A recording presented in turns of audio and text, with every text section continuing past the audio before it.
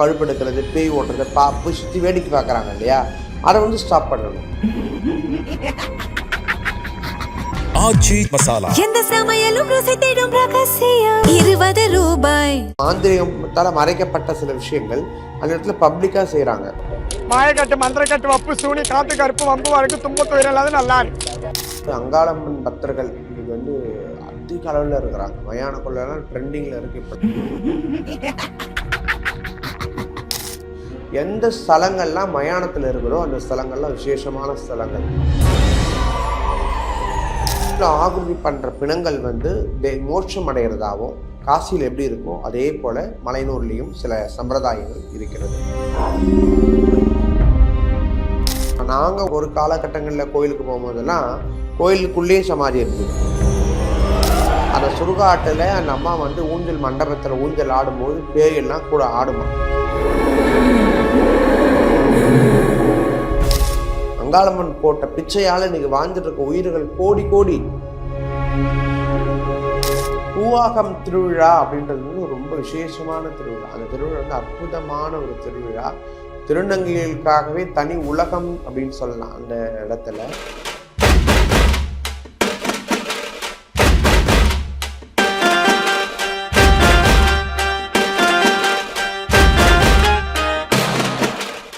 பக்தி கதைகள், பக்தி பாடல்கள் மற்றும் ஆன்மீக சொற்பொழிவுகள் மூலம் உங்கள் ஆன்மாவை தூய்மைப்படுத்துங்கள். இன்றைய ஆலய ஆப்பை டவுன்லோட் செய்யவும். ஆன்மீக கிளிட்ஸ் நேயர்களுக்கு வணக்கம். நம்ம கூட அருள்வாக்கு ரேணுகா தேவி அம்மா இருக்காங்க. வணக்கம்மா. வணக்கம். இந்த மேல் மலையனூர் அப்படின்னாலே நிறைய பேர் வந்து போவாங்க அந்த கோவிலுக்கு. ரொம்பவே ஃபேமஸாக இருக்குது. ஆனால் சில பேர் சொல்லுவாங்க, இல்லை இந்த கோவிலில் வந்து இந்த மாதிரி விஷயங்கள்லாம் நடந்துக்கிட்டு இருக்கு அப்படின்னு சொல்லுவாங்க. பொதுவாக இந்த யாரெல்லாம் மேல் மலையனூர் போவாங்க?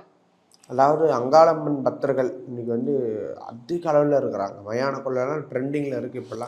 இப்போல்லாம் வந்து இப்போ எல்லாரோட ஸ்டேட்டஸ் பார்த்தீங்கன்னா வெயிட்டிங் ஃபார் மயான கொள்ளை. இதுதான் இந்த ஒரு மாதம் ஃபுல்லாக ஓடும். எல்லாருடைய ஸ்டேட்டஸ் ஆன்மீகத்தில் இருக்கும். அங்காளம்மனுக்கு வந்து பக்த கோடிகள் அதிகம். ஏன் இந்த கோயிலுக்கு வந்து பிரசித்தமாச்சு அப்படின்னா, ஒரு குறிப்பிட்ட பீரியடுக்கு முன்னாடி ஐயாவாடி பிரத்யங்கரா ரொம்ப விசேஷமாக இருந்தாங்க. காசி இன்னைக்கு விசேஷமாக இருக்குது. எந்த ஸ்தலங்கள்லாம் மயானத்தில் இருக்கிறோ அந்த ஸ்தலங்கள்லாம் விசேஷமான ஸ்தலங்கள். திருவாலங்காடு சிவன் கோவில் இதெல்லாம் வந்து மயானத்தில் இருக்கக்கூடிய கோவில்கள். எப்படி மயானத்தில் இருக்கக்கூடிய கோவில்கள் வந்து பிரபலமடையும், சீக்கிரமாக வந்து பிரபலமடையும். ஏன்னா அந்த தெய்வம் வந்து துடிப்பாக இருக்கும்.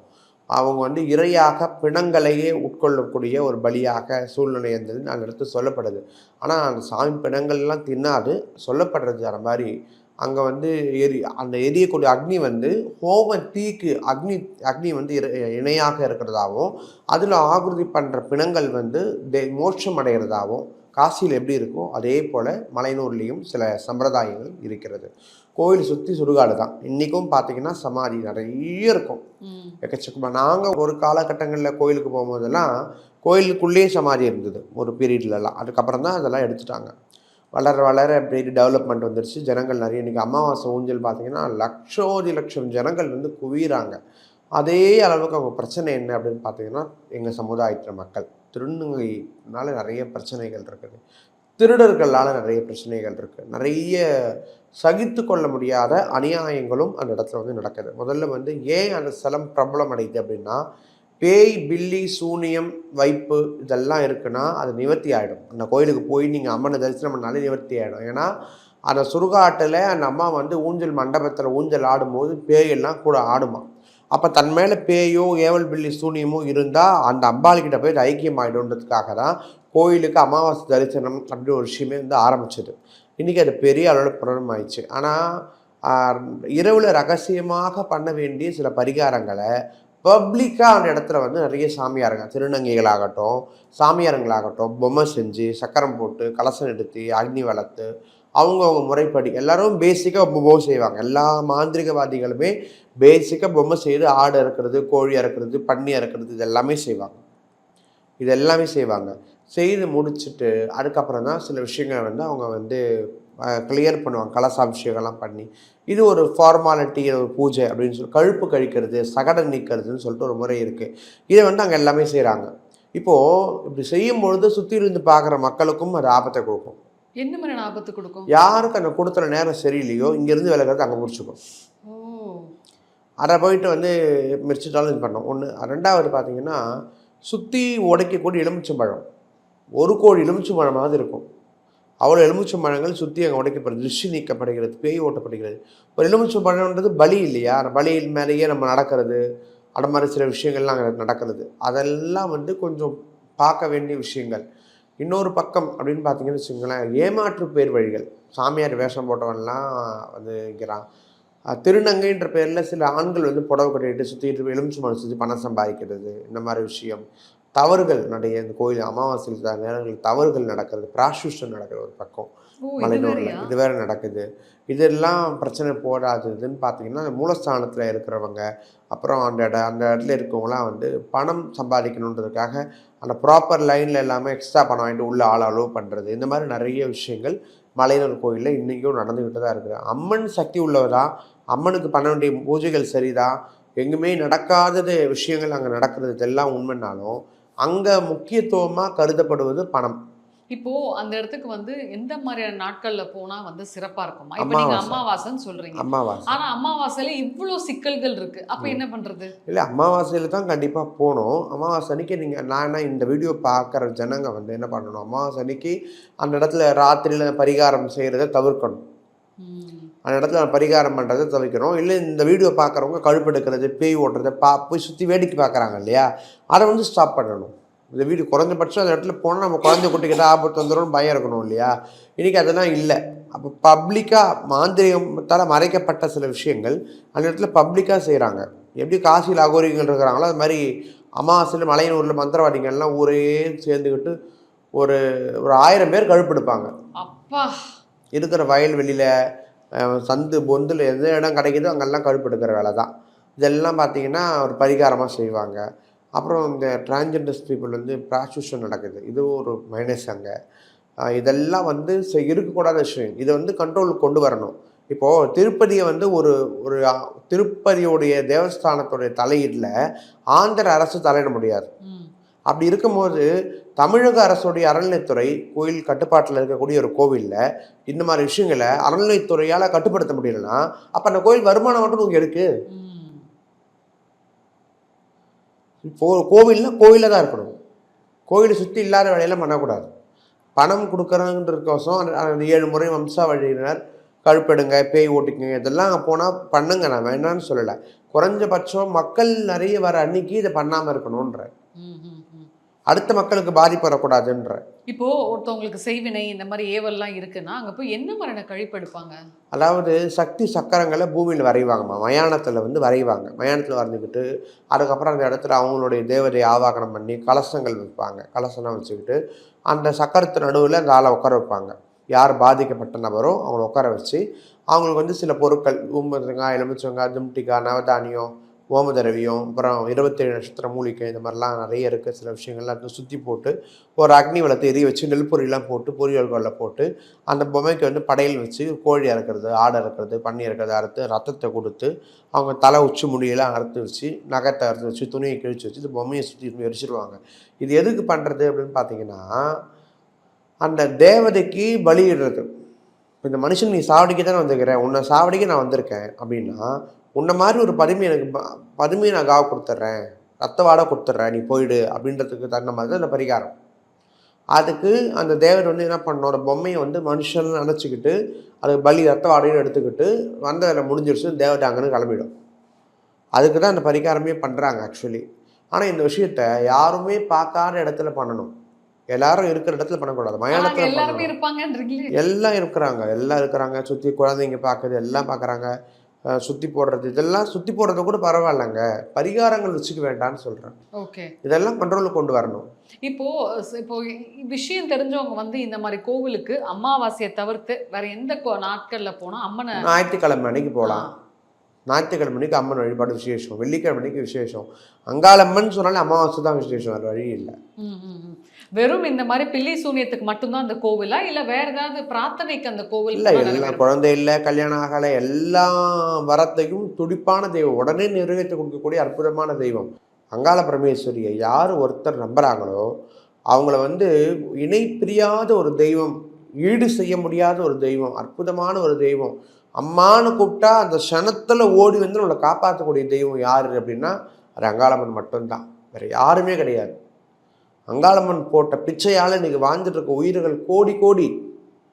அந்த அம்மனுடைய பக்தரை கூட்டம் அதிகம். ஆந்திரா, கர்நாடகா இதெல்லாம் மலையனூர் தேர் அன்றைக்கி பார்த்தீங்கன்னா சும்மா ஜேன்னு இருக்கும். தேர் எள்ளு போட்டு எள்ளு எடுக்க முடியாது, அந்த மாதிரி கூட்டம்.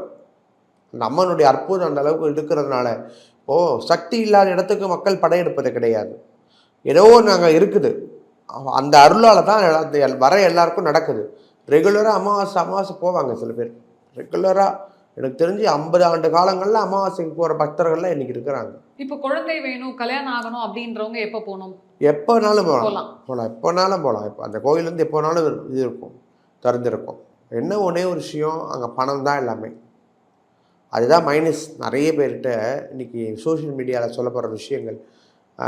அந்த க்யூவில் வந்து மக்களை விடாமல் எதிர்பக்கம் விடுறது, பணம் உள்ளவங்களுக்கு ஒரு தனிப்பட்ட முறையில் இது பண்ணுறது, அந்த மாதிரி சில விஷயங்கள்லாம் அங்கே நடக்கிறதுனால மக்களுக்கு வெறுப்பு, மலையனூர் மேலே வந்து வெறுப்பு. இப்போது உதாரணமாக பார்த்தீங்கன்னா ஒரு 500 ரூபாய் கொடுத்து மாலை வாங்குறோம்னு வச்சுக்கோங்களேன். மாலை சாத்திட்டு நம்ம வெளியே வரத்துக்குள்ளே மாலை வெளியே வந்துடும் கடைக்கு. புரியுதுங்களா? அம்மன் மேலே சாத்தின மாலை நம்ம வெளியே வரத்துக்குள்ளே வெளியே வந்துடும், கடைக்கு வந்துடும். எந்த கடையிலேருந்து போச்சோ அந்த கடைக்கு வந்துடும். ஏமா அப்படின்னு நடக்குது. அப்புறம் பார்த்தீங்கன்னு வச்சுக்கோங்களேன், மாலை போகிறதுக்கு 500 ரூபாய், திருப்பி வாங்கிறதுக்கு 500 ரூபாய், இந்த மாதிரிலாம் உள்ள நிறைய கமிஷன்ஸ். இதெல்லாம் வந்து இல்லீகல் இல்லையா? இதெல்லாம் பண்ணக்கூடாது. கண்டிப்பாக அறநிலை கட்டுப்பாட்டில் இருக்குன்னா அதெல்லாம் கண்ட்ரோலில் கொண்டு வரணும். ஏன் அதை கொண்டு வரல? அப்புறம் எதுக்கு நீ அறநிலைத்துறை? எதுக்கு? மலையனூருடைய புனிதமே கெடுறது பார்த்தீங்கன்னா இந்த மாதிரி சில விஷயங்களால தான். என்னை பொறுத்த வரைக்கும் மலையனூரை சுத்தமாக இருக்கணும். அக்னி குளம் ரொம்ப பெரிய குளம், அந்த குளத்தில் வந்து எலுமிச்சை மலை சுற்றி போடுறாங்க. இப்போ வந்து புதுப்பிச்சாங்க, அந்த கோயில் அறநிலைத்துறை வந்து புதுப்பிச்சாங்க. ஊர் சார்பில் புதுப்பிச்சாங்க, அறநிலைத்துறை புதுப்பிக்கலை. ஊர் சார்பில் அந்த குளத்தை வந்து புதுப்பிச்சிருக்காங்க. அந்த தீர்த்தம் வந்து புனிதமாக கருதப்படக்கூடியது, அக்னி தீர்த்தம். அந்த தீர்த்தத்தால் இப்போ குளிச்சுட்டாலே எல்லா நோய் நொடிகளும் போய்டுன்றாங்க. இன்றைக்கி திருப்பதி குளத்தை நீங்கள் பார்த்துருக்கீங்களா? திருப்பதி குளம் அப்படி ஒரு அமோகமான இருக்கும். அப்படியே ப்ளூ கலர் 1 ரூபாய் காயின் எங்கேருந்து போட்டால் மாடிலேருந்து பார்த்தா கூட 1 ரூபாய் காயின் தெரியும். அந்த அளவுக்கு அந்த குளத்தை அவன் சுத்தமாக வச்சுக்கிறான். கோடான மக்கள் அதில் குளிக்கிறாங்க திருப்பதி தீர்த்தத்தில். திருப்பதி குளத்தை விட இந்த குளம் சின்ன பெரிய குளம். ஆனால் இது அந்த அளவுக்கு மோசமாக இருக்கும். ஒரே துணி, எலுமிச்சம்பழம், அது இது லொட்டு லொசுக்கு எல்லாமே. ஒரு காலத்தில் பராமரிப்பு இல்லை. ஒரு காலத்தில் வந்து குடிநீராக இருந்தது. அந்த குளத்தை கூட பராமரிக்க முடியாத அளவுக்கு. அதுக்கு ஒரு 4 ஆளை போட்டு 4 வாசல் வச்சுருக்கீங்கன்னா 4 வாசலில் எலுமிச்சம்பழத்தை வெளியே சுற்று, துணியை வந்து வெளியே கொண்டு வா, குளிச்சுட்டு நீ குளிக்க வேணாம். எப்படி இருக்கணும்? ஒரு கோயிலில் மெயின்டெனன்ஸ் இருக்கணும். அப்போ தான் அந்த கோயிலுடைய புனிதத்துவம் பாதுகாக்கப்படும். நாளடைவில் என்ன ஆகும்? இதே நடந்துக்கிட்டே இருந்தால் என்ன ஆகிடும்? மதிப்பு ஒன்றுமே இருக்காது, வேஸ்ட்டாக போயிடும். மலையனூருடைய மகிமையே போயிடும். அதுதான் வருத்தம். நான்லாம் மலையனூர் போகிறேன்னா சாதாரண இடங்களில் போய் சாமி கும்பிட்டு வந்துடுறது. இந்த கூட்டமாக இருக்கிற நேரத்துக்கு போகிறதே இல்லை. நீங்கள் சொல்கிறத வச்சு பார்த்தா அங்கே போக கூட முடியாது முடியாது. அந்த மாதிரி ஒரு சில விஷயங்கள் மக்களுக்கு மனசில் வெறுப்பு கொடுக்க வேண்டிய விஷயங்கள் நிறைய நடக்குது. நான் இப்போ வீடியோவில் சொல்கிற விஷயங்கள் மலையனூர் போகிற மக்களுக்கு உண்மை எல்லாமே தெரியும். மலையனூர் போகிறவங்க இந்த மாதிரி அவதியெல்லாம் அவஸ்தைப்பட்டு தான் இருக்கிறாங்க. அதே மாதிரி திருநங்கை சமுதாயத்தினர் அவங்க பண்ணுறாங்க பாருங்கள் அராஜகம். அது ஒரு பக்கம். ஏமா திருநங்கை நிறைய பேர் அந்த கோவில்களுக்கு போகிறாங்க? அந்த மலையனூர் அங்காளம்மன் வந்து அர்த்தநாதீஸ்வரர் அம்சம். ஆணும் இல்லாத பெண்ணும் இல்லாத ஒரு தெய்வம் மாதிரி அது தெய்வம். அதாவது உக்ரமான தெய்வம், ஒரு திமுரு பிடிச்ச ஆங்காரமாக ஸ்டைலான ஒரு தெய்வம். அந்த அம்மா சொன்னது ஆம்பளை மாதிரி. இப்போது அங்காளம்மன் கேரக்டர் பொறுத்த வரைக்கும் மக்களோட மனசில் எப்படின்னா சொர்ணாக்கா மாதிரி. உண்மையை சொல்லணும் அதுதான். ஏன்னா அங்காளம்மா வந்து எல்லாத்தையும் நடத்தி கொடுத்துருவா, எல்லாருக்கும் ஹெட்டு அந்த அம்மா அப்படின்றதுனால திருநங்கைகள் பொதுவாக அங்காளம்மனுக்கு தான் அடிமையாக இருப்பாங்க.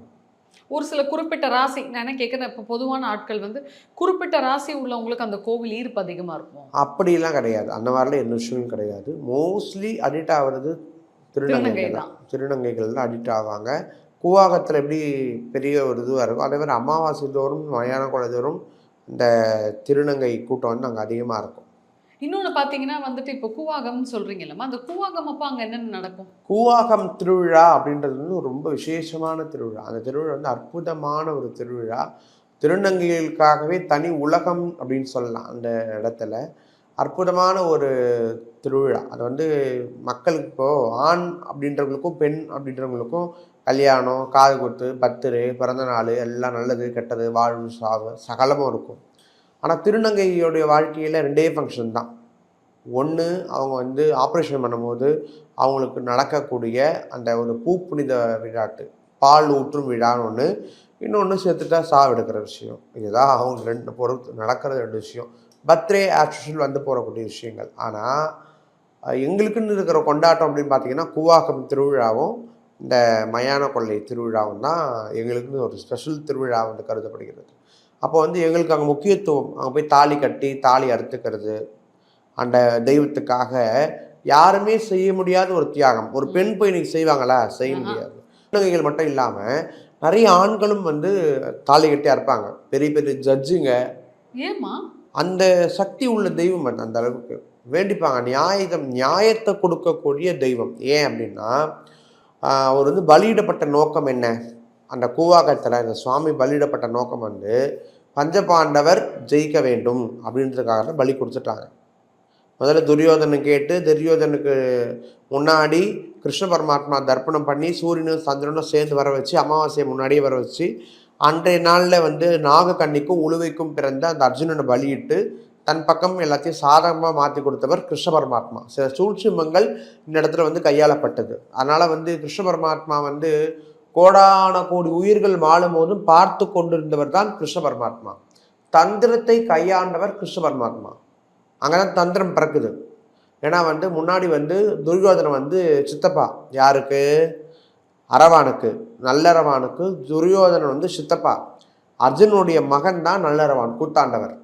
இவங்க வந்து கேட்குறாங்க, நீ வந்து 3 பேர் சாமுத்திரிகா லட்சணம் படைத்த 3 பேர் இருக்காங்க. யார் யாருன்னா முதல்ல கிருஷ்ண பரமாத்மா, 2வது அர்ஜுனன், 3வது அர்ஜுனுடைய மகன் இந்த நாகக்கண்ணிக்கு உழுவிக்கும் பிறந்த நல்லரவான்.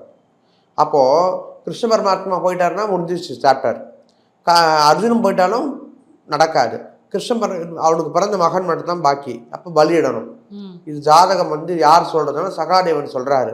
32 லட்சம் பிறந்த ஒரு உயிரை வந்து நீங்கள் பலியிட்டீங்கன்னா நீங்கள் ஜெயிச்சிடுவீங்கன்னு சொல்லி தன்னுடைய சொந்த துரியோதன சித்தப்பாக்கு ஜாதகம் பார்த்து பங்காளிக்கு சொல்றாங்க துரியோதனங்கிட்ட, சொந்த சித்தப்பா கிட்ட அந்த நல்லரமான் வந்து நான் உங்களுக்கு வந்து பலியாகிறேன் அப்படின்னு சொல்லிட்டு ஒத்துக்கிறாரு.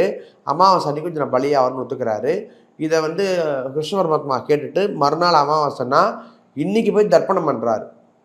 ஏன் இவர் இன்னைக்கு தர்ப்பணம் பண்ணுறாரு? நாளைக்கு தான் அமாவாசை அப்படின்னு சொல்லிட்டு சூரியனும் சந்திரனும் மேலே இருந்து பார்த்துட்டு 2 பேரும் போய் கேட்டுடலாம் நேரான்னு சொல்லி ஒன்றா வரும்பொழுது அப்போ தர்ப்பணம் பண்ணுறாங்க. கிருஷ்ண பரமாத்மா பார்த்து சூரியனும் சந்திரனும் கேட்குறாங்க, ஏன் இன்னைக்கு தர்ப்பணம் பண்ணுறீங்க? நாளைக்கு தான் அமாவாசை அப்படின்னு கேட்கும்பொழுது, அமாவாசை அன்னைக்கு நீங்கள் எங்கே இருப்பீங்க? 2 பேரும் ஒன்றா இருப்பீங்க.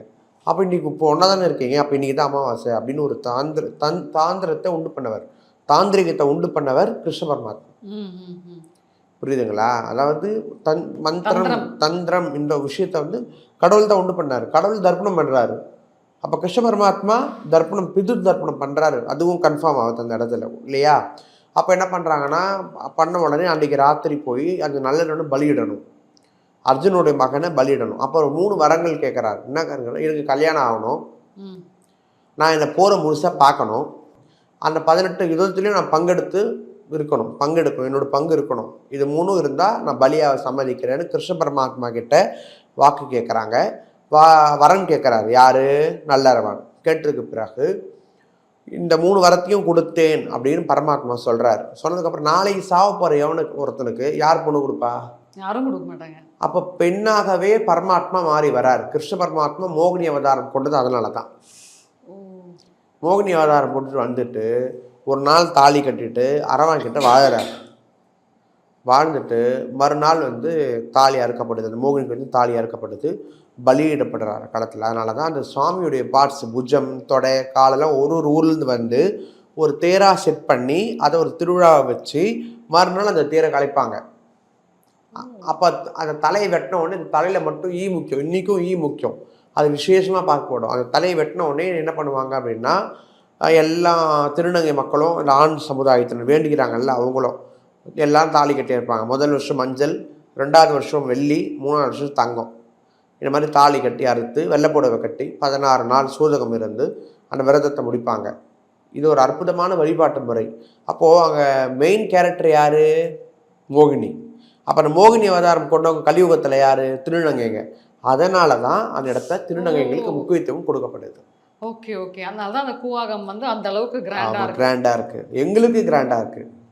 ஓகே, இப்போ அந்த இடத்துல கூட நீங்க சொல்ற மாதிரி இந்த மாதிரி தவறுகள் நடக்குதேம்மா? கண்டிப்பாக இது வந்து திருநங்கை சமுதாயத்து மக்களாலையும் இருக்கக்கூடிய சில காம வெறி பிடித்த ஆண்களாலையும் தான் நடக்குது. இதை வந்து நான் வந்து இப்படியாக ஒத்துக்கணும்.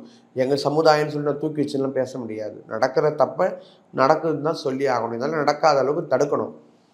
இதெல்லாம் தடுத்து ஆக்கணும். இது வந்து ஒரு அறநிலைத்துறையோ அல்லது கோயில் நிர்வாகமோ அவங்க தான் அதை கட்டுப்படுத்தி கொண்டு வரணும். இது காலங்காலமாக நடந்துட்டு இருக்கு. இப்போ அதே மாதிரி வந்து இந்த மசான கொள்ளையும் வந்து பயங்கரம் ஃபேமஸாக இருக்கேம்மா, அது ஏன் அப்படி? மயான கொள்ளை திருவிழாவுக்கு ஒரு பெரிய வரலாறு இருக்குது. என்னால் முடிஞ்ச அளவுக்கு ஒரு சிம்பிளாக அந்த கதையை நான் வந்து சொல்லி முடிச்சிடுறேன். முதல் விஷயம் வந்து சிவபெருமான் படியளக்க போகிறாரு. பூலோகத்துக்கு படியளக்க வராரு. அந்த சமயம் வந்து என்ன ஆகுது அப்படின்னு பார்த்தீங்கன்னா, மேனகை அப்படின்னு ஒரு பெண்ணை வந்து உருவாக்குறாரு. யார்? பிரம்மதேவன். உருவாக்கிய பெண்ணை பார்த்து அவர் பிரம்மதேவன் ஆசைப்படுறாரு. உருவாக்கினார்னா தந்தை தானே ஒரு பொருளை உருவாக்க முடியுமா? அப்போ எனக்கு நீங்கள் அப்பா ஸ்தானம் என்னை தொடக்கூடாதுன்னு மேனகை சொல்கிறா. அவரை மேனகையை தெத்திட்டே வரும்போது மேனகை என்ன பண்ணுறா, கைலாயத்தில் ஓடி வந்து ஒளிஞ்சுக்கிறான்.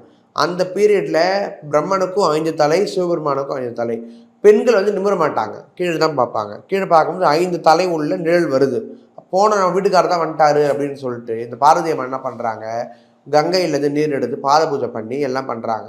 இவர் இந்த பாத பூஜை ஏற்றுக்கக்கூடாது. இவர் என்ன சொல்லணும், நான் உன் புருஷன் இல்லைம்மா, நான் பிரம்மதேவன், கொஞ்சம் நிமிர்ந்து பாருன்னு சொல்லியிருக்கணும்.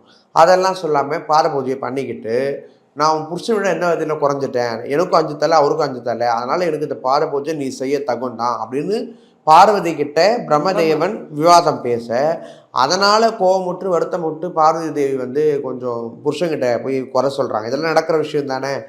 புருஷங்கிட்ட சிவபெருமான்கிட்ட இது மாதிரி நீ உங்களுக்கு பண்ணுற பூஜையை நான் அவனுக்கு பண்ணேன், பிரம்மதேவனுக்கு பண்ணேன். அந்த பிரம்மதேவர் அதை வந்து அவாய்ட் பண்ணாமல் ஏற்றுக்கிட்டு கேட்டதுக்கு உங்களுக்கும் 5 தலை அவருக்கும் 5 தலைன்னு பேசுகிறாரு.